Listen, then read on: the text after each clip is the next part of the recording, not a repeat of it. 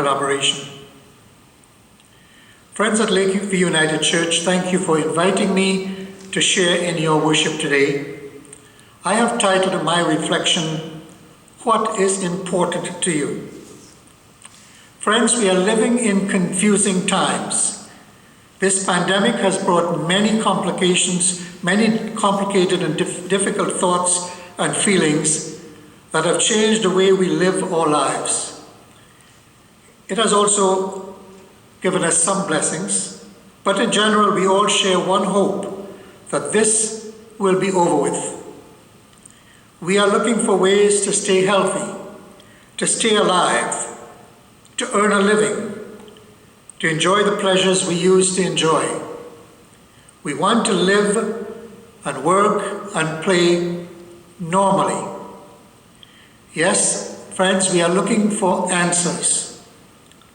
Now that is one reason I believe our scientists and medical professionals, as well as the ministers or spiritual leaders or elders, are so important now, because they help to give us some clues about how to make sense of all of this. I don't pretend for a moment that I bring any answers, any solutions to living in a time of COVID. What I want to do today is to offer one thought about how to put all of this in perspective, how to get out from the chaos and clutter and focus on what is important. When I think about what is important, I think about what I value most. And I let that be my guide and my focus, and then put everything else in its rightful place. So let us talk about our values and what we consider most important, especially in this time of COVID. You may have seen in public places like airports, rooms where only special people can enter. They are like rooms for VIPs or members only. How did that make you feel? Probably like you were not very important. Deep inside, you probably feel important. After all, you are important to your family, to your children or grandchildren, or your siblings, or your parents, maybe your dog or cat or neighbors or friends. But because you didn't pay that extra bit more, you were not important. The fact is, friends, you are important. You don't need a special card or badge to tell you you are important. You are not just important, you are a VIP, a very important person. In God's eyes, you are very important. Not only are we important, but there are things that are important to us. There are things that we value. So I ask you, what is important to you? Or what do you value most? Some of us value our families, or jobs, or life itself, or money, or health, or pets, or travel, or sports, or hobbies. We all value things, and some more than others. We don't always think about our values, but we all have values. We all have things that are important to you. And if you find the word value too corporate, you can substitute the word principles or beliefs. You are important, but what makes you important? Your job? Your good looks? Your wealth? It is good to know what your values are because you are defined by your values. That determines how you think of yourself and how others think of you. We all have values, but where do they come from? How do we get our values? Values are shaped by many things, and those influences vary from person to person. Here are some examples. Values are often shaped by our parents and their parents. In other words, they are passed on through generations, like a love for farming, or business, or education, or spiritual life, or sports, or music, or cooking. Values are shaped by our jobs or careers. They may tend to make us organized or very detailed. Values are spread by our social circles, our clubs or churches or teams. Generally, you cannot make someone value something. They just value what is most important to them. No two people can have identical values. We are all shaped by numerous and varied influences. We do share some common values, but we have values that are different from other people's values. And that is a good thing. And it is another reason why each of us is unique. But values tell us about ourselves. And more importantly, they tell us about what others see in us, what others think about us. Do they see someone who is vain, materialistic, arrogant, mean? Do they see someone who loves people, who is gentle, kind, caring, and considerate? No matter what others think about you, your values shine through you without your even trying. Your values define you and shape your identity. And that is powerful stuff, because people can know about you and your values in a matter of seconds, or in just a short conversation or one meeting. You can try to project someone you're not, but it is hard to cover up your values.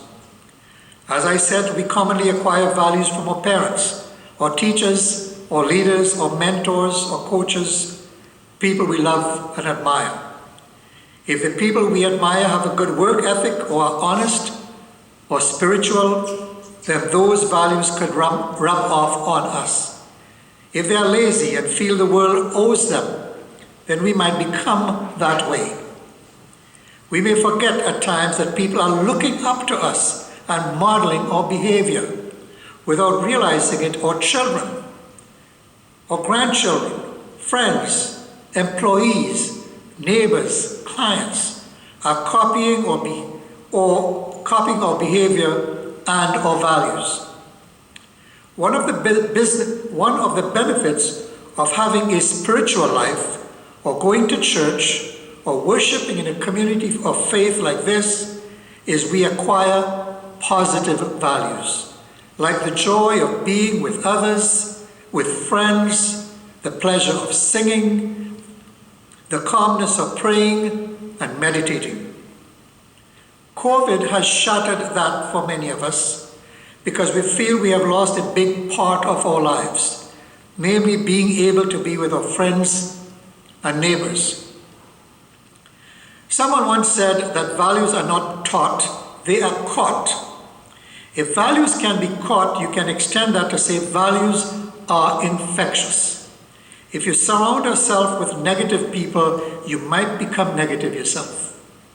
If your friends and circle are upbeat and happy, that might infect you. So we need to be aware of the power or the impact of our values. Our children and grandchildren will follow the attitudes and behavior we model.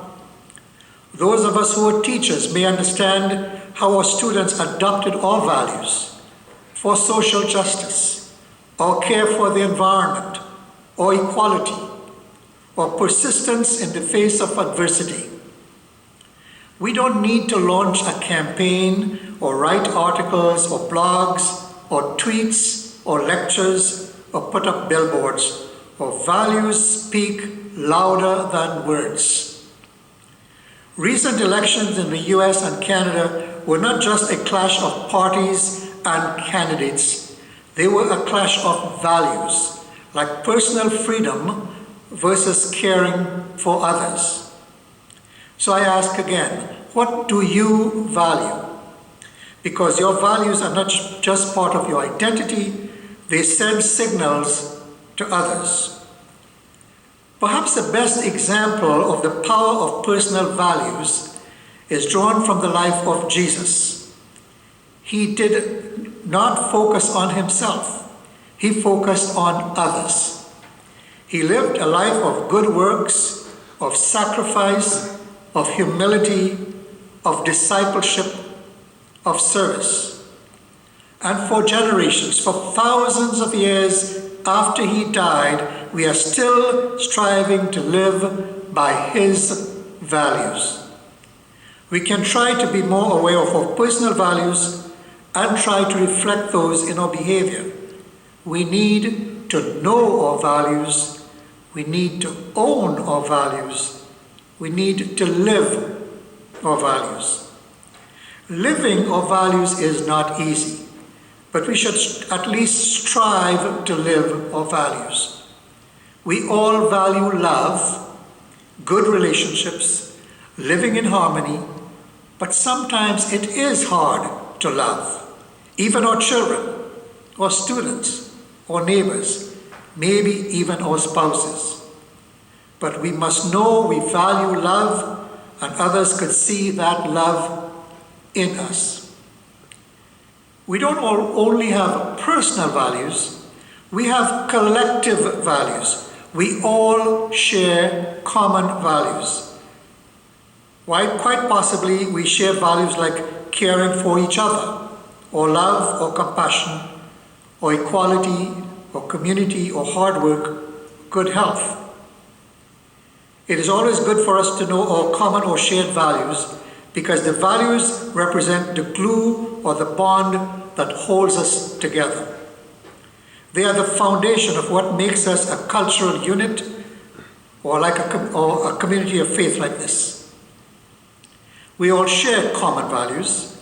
We in this space are held together by common values. Love and concern for each other, love for God, love for this community, love for sharing and serving. So it is helpful to know not only what we value as individuals, but what we value collectively in our homes, in our churches, in our clubs, in our workplaces, in our schools. Just knowing those values helps us to understand each other, to appreciate how others see us, and to know the impact we have on others. Being aware of our personal and collective values is important also because our values influences our choices and our decisions. So for those people who value their spiritual life, or specifically a faith in God, that is reflected in their choices. Or for those who value peace or harmony or relationships, those values underscore their choices.